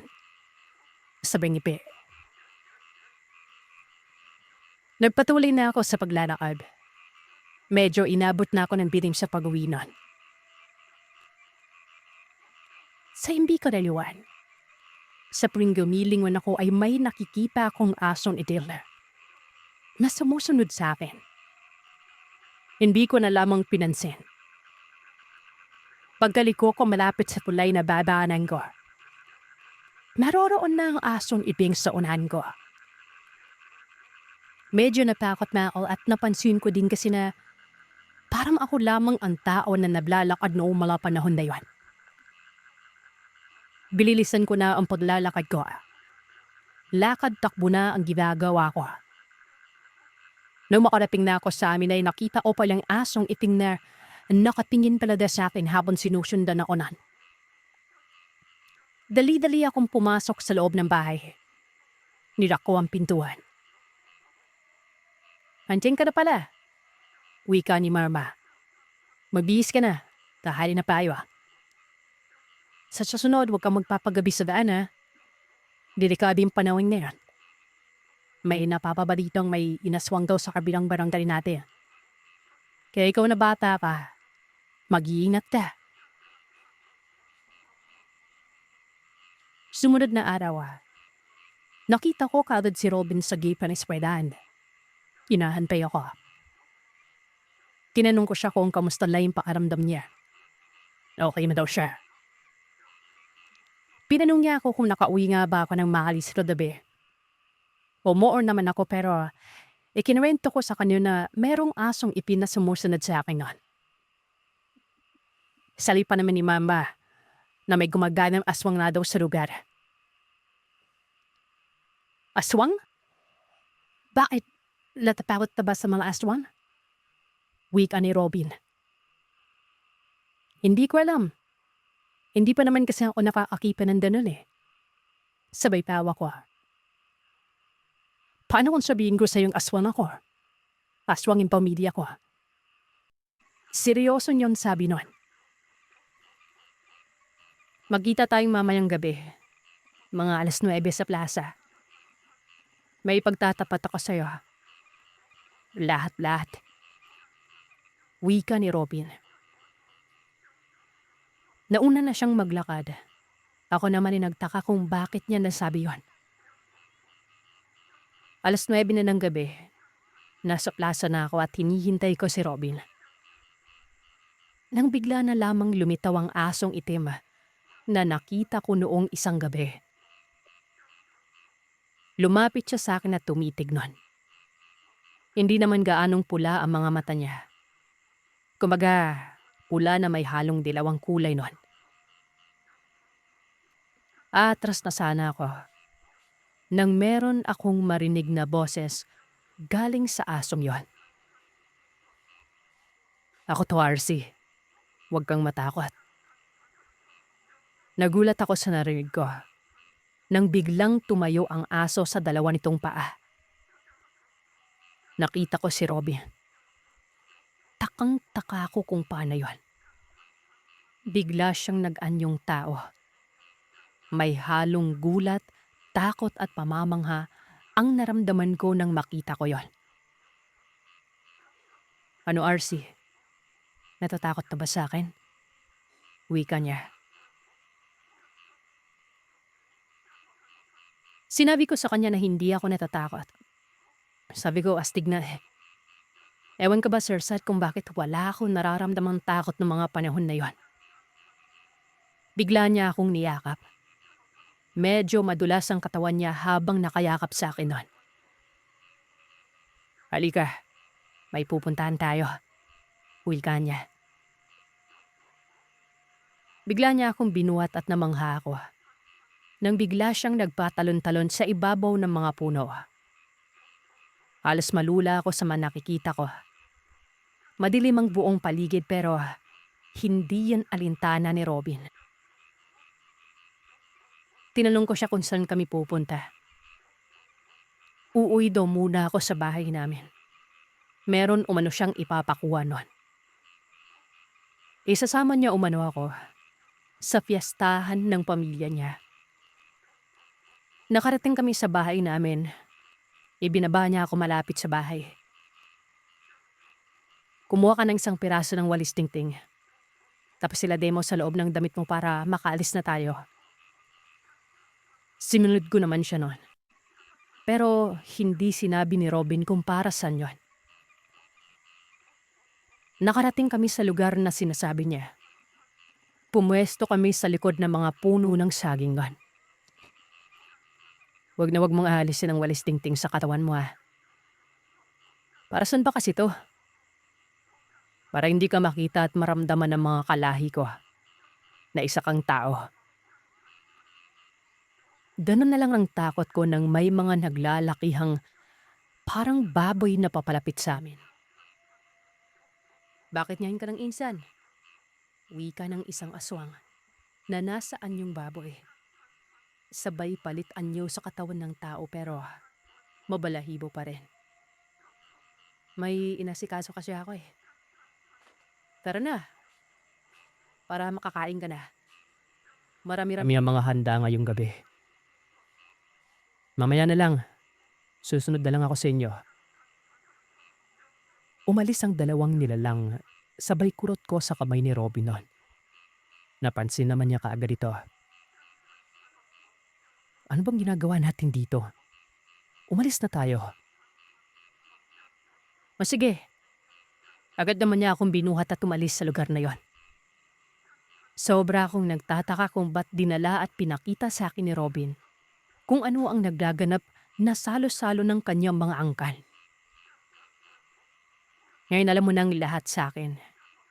Matatanggap po pa rin ba ako, RC? Hindi ko alam pero parang wala namang nagbago at magbabago sa kung ano man yung turing ko dito kay Robin. Ngumiti ako sa kanya. Fast forward. Merong school activity noon na nagaganap sa eskwelahan namin. Papunta na ako sa classroom namin nang makita kong sinasaktan ni Arye ang isa sa mga kaklase kong lalaki. Agad kong inawat si Arye noon. Huwag kang makialam dito, RC. Lookoy ang kaklase mo eh. Galit na sigaw ni Arye noon. Tinanong ko siya kung ano ang nangyari. Binubuli ka niyan, di ba? Ginaganti lang kita, sabi ni Arye. O nga pala Sir Seth, meron akong bullying kaklase. Siya si Aljon. Madalas siya akong ibuli kasi hindi ko alam na nakikita pala yun ni Arye. Ba't di ka nagsasabi kay Robin ha, RC? Malamang di lang ito yung kayang gawin ng kaibigan mo. Wika ni Arye noon. Nagulat ako sa sinabi ni Arye. Alang kaya niya ang lihim ni Robin. Maya-maya ay dumating si Robin. Agad kong hinila para tanungin si Robin noon kung may alam ba si Arye sa pagkatao niya. Matagal bago makasagot si Robin at isang malalim na buntong hininga ang ginawa niya. Oo. Tinanong ko kung mapagkakatiwalaan ba si Arye noon. Oo naman ito gawa ng kaibigan niya umano yun. Tumawa pa. Araw ng mga puso. Tandang-tanda ko yon at hindi ko makakalimutan. Papasok na ako noon at malayo pa lamang ay nakita ko na si Arye. Meron siyang dalang bulaklak at tsokolate. Lalagpasan ko na dapat siya nang bigla niya akong tawagin sa mahinang boses na, RC, para sa'yo. Ba't mo ko binibigyan nito? Ano ka ba, hindi naman ako babae ah. Pusong babae lang. Sabay tawa ng mahina nun. Espesyal ka, sagot nito. Napatigil ako bigla. Kinuha ko naman yung binibigay niya pero nung kukuhanin ko na, nakita ko si Robin na nagmamadaling umalis nun. Hinabol ko si Robin. Nakita ko na dumiretso siya sa punong lagi naming pinagtatambayan. Umiiyak ito, Sir Seth. Anong problema, Robin? Ako dapat yung nasa lugar ni Arye. Sagot niya. Wala nang silbi tong bulaklak na to. Aktong itatapon niya na ito nang pigilan ko. Ano ka ba? Mas maganda pa din yung mga galing sa'yo. Dahil gusto kita. Nakita kong nanlaki ang mga mata at namula din ang pisngi ni Robin. Nagkamaigihan kami ni Robin. Niyaya niya ako sa kaarawan ng papa niya sa susunod umano na linggo. Ipapakilala niya umano ako sa pamilya niya. Medyo may konting kaba at takot ako nararamdaman ng mga oras na yun, Sir Seth. Oo na lamang ang naisagot ko sa kanya. Araw na ng kaarawan. Sobra akong nahihiya kahit na napakakonti lamang ng bisita nila noon. Bilang lamang sa mga daliri. Halika, ipapakilala kita kay na papa at mama. Pati na rin sa kuya ko. Nasa harap na namin ang mga magulang ni Robin nang bigla akong nakaramdam ng kilabot. Yung kuya kasi ni Robin ay napakatalim kong makatitig sa akin. Samantalang yung mga magulang nila, normal lang naman yung aura. Nakangiti akong ipinakilala ni Robin sa mga magulang niya. Tinanggap naman ako. Kumain daw ako ng kumain. Huwag umano akong mahiya. Doon ako pinakain ni Robin sa kwarto niya. Hindi daw kasi ako pwedeng makihalubilo. Lalo na't ako lang ang normal doon. Maintindihan ko naman kagad ang sinasabi ni Robin. Tinanong ko siya kung anong oras niya ako ihahatid noon. Sabi niya, bago umano magdilim. Kinausap na rin umano siya ng magulang niya na ihatid ako bago pa magdilim noon. Dahil magsisidatingan pa ang iba nilang kamag-anak. Baka daw, alam niyo na, yung iba ay hindi kaaya-ayang kasama. Medyo natakot ako pero sablip lang yan. Kampante ako at alam ko na hindi ako papabayaan ni Robin. Imaya si Robin ng kanyang ama at kuya na uminom muna sa baba nun. Malapit na magabi pero hindi siya umaakyat. Naiwan ako sa kwarto. Hindi ko namalayan na nakatulog na pa na ako. Nadising ako. Naramdaman ko na lang na may humahawak sa mga kamay ko. At sinisinghot-singhot yon. Pagbilap na mga mata ko, ang kuya pala ito ni Robin. Agad kong hinila ang kamay ko dahilan para magulat ang kuya niya. Lumabas ito ng kwarto sabay sabing pasensya na. Pasado 9 ng gabi, dumarami na rin ang mga tao. Naghihinay na sa labas. Hinahanap ko na si Robin noon pero hindi ako makalabas. Uwing-uwi na ako at takot na takot. Maya-maya pa ay may narinig ako mula sa labas ng bintana ng kwarto ni Robin na 2 boses na nag-uusap. Naamoy mo ba yon? May sariwang karne dito sa loob. Kinabahan ako. Una kong nakipay ang aparador ng kwarto. Lagtago ako doon. Tipan-kipa ko ang isang mabalahibong kamay na pumasok sa bintana ng kwarto. Naghimpay ako ng ilang minuto bago lumabas. Nang marinig ko na pinatawag ako ni Robin, agad akong lumabas nun. Nagulat naman si Robin nang lumabas ako mula sa aparador niya. Anong ginagawa mo dyan? Wika niya. Sinabi ko naman na nagpatago gawa ng may narinig na akong 2 boses sa may bintana na nabuusap. Pati yung balahibo sa bintana, kinuwento ko na rin sa kanya noon. Halika, iuwi na kita. Masyadong delikado kung magtatadal ka pa dito. Wika ni Robin. Saan ka ba kasi nagpunta? Dapat kanina pa ako nakauwi, di ba? Pasensya na. Tulog ng tulog ka kasi kanina kaya hindi na kita ginising. Agad kaming bumaba ng kwarto at nagpaalam na sa mga magulang ni Robin. Nang pinigilan na kami ng kuya niya. Nenu pa talaga iuwi ang shota mo. Sigurado ka, Robin? Alam mo ba kung anong oras na? Nandito na lahat ng mga kamag-anak natin. Naamoy mo nila si RC kanina pa. Ibalik ko yun sa kwarto mo.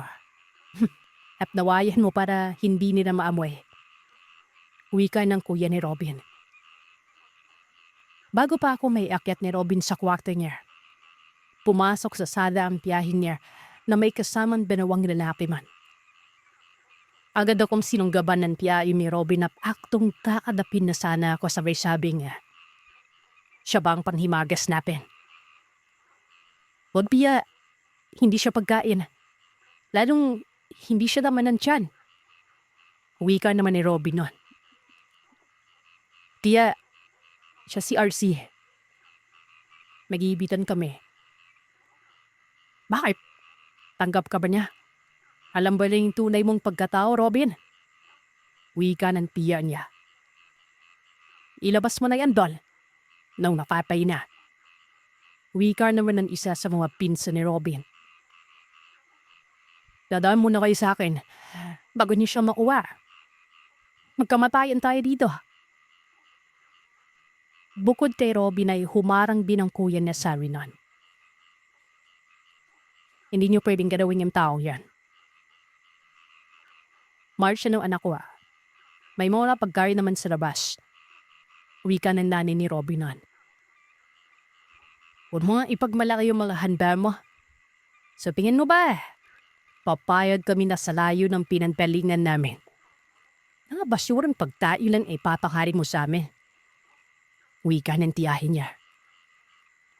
Agad akong hinatak ng pinsan ni Robin pero nahatak din naman ako pabalit nun. Umalis na kayo, anak. Wika ng tatay ni Robin. Tawagin mo na ang iba. Sabihin mo na may espesyal na pagkain dito. Sabi ng tiyain niya. Ano yan?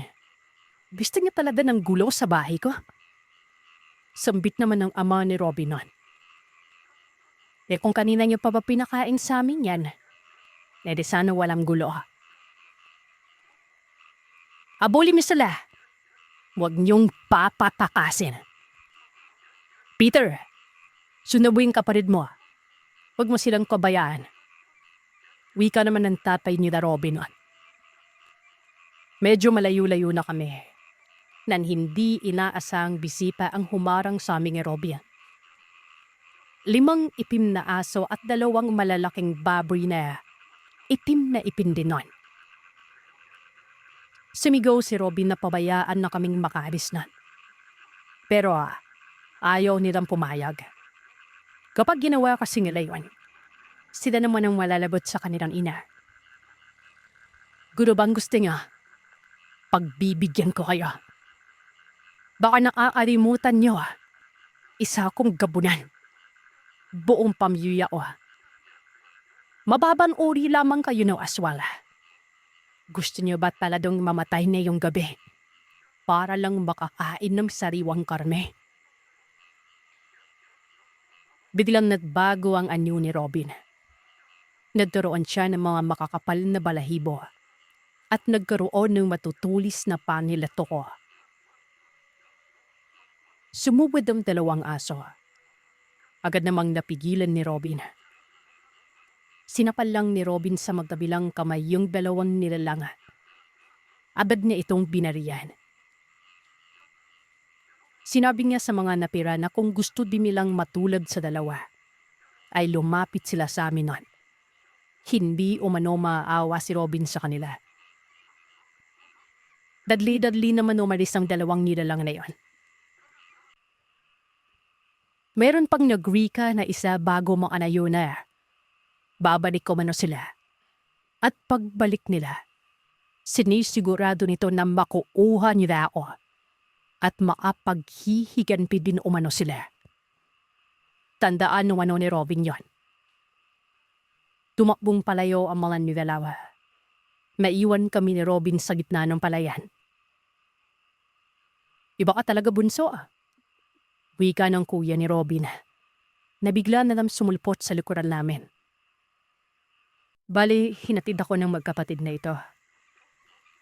Mabilis kaming nakarating sa bahay namin at binaba niya ako agad sa tapat ng gate ng bahay. Pasensya ka na. Nagkaroon pa ng gulo. Pasensya ka na rin. Dahil sa akin nag-away-away pa kayo. Miyapos ako ni Robin nun, kahit naroroon yung kuya niya.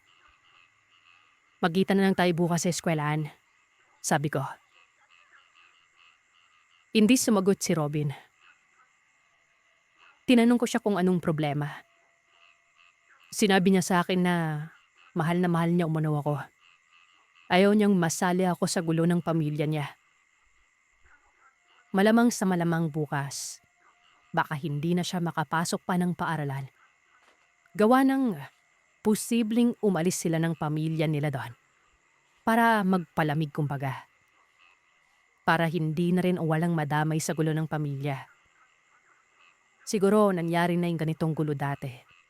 Kaya alam na ni Robin kung ano ang mangyayari ng kasunod. Umiiyak na kami noon at nagmakaawa ako na huwag kami maghiwalay. Kumaga, dahil lamang sa gulo ng pamilya magkakahiwalay pa kami, di ba? Pero si Robin naman, ayaw niya umanong mapahamak ako. Dahil sa kakaiba umano gumalaw o gumante ang mga kamag-anak niya na yon. Tinanong ko si Robin kung hindi na ba kami magkikita pa. Ayon sa kanya ay bigyan siya ng sapat na panahon. Babalik siya. Na sana ay wala pa umano akong karelasyonan. Palagi niya umano akong babantayan. Isang maigpit na yakap na lang ang ibigay ko kay Robin. Sabi ko ay maghihintay ako sa kanya. Umiiyak pa rin ako noon. Nauna nang umalis si Robin samantalang yung kuya niya ay may iniabot na papel sa akin. Mamaya ako na umano tingnan pag nakalayo na sila. Magdamag akong umiiyak hanggang sa eskwelahan. Yung tipong bigla na lamang tutulo ang luha ko. Sa batang edad ko ay nagkaroon ako ng ganong klaseng kakaibang relasyon. Naalala ko yung binigay na papel ng kuya ni Robin. Pagkakita ko doon ay natuwa ako sa hindi mapaliwanag na dahilan. Merong nakasulat na address doon. Parang calling card kasi yan, Sir Seth. Naisip ko noon na kung hindi makakabalik si Robin sa ipinangako niya at nasa tamang edad o kaya ko na ay ako mismo ang pupunta at hahanapin siya. Hanggang dito na lamang muna, Sir Seth.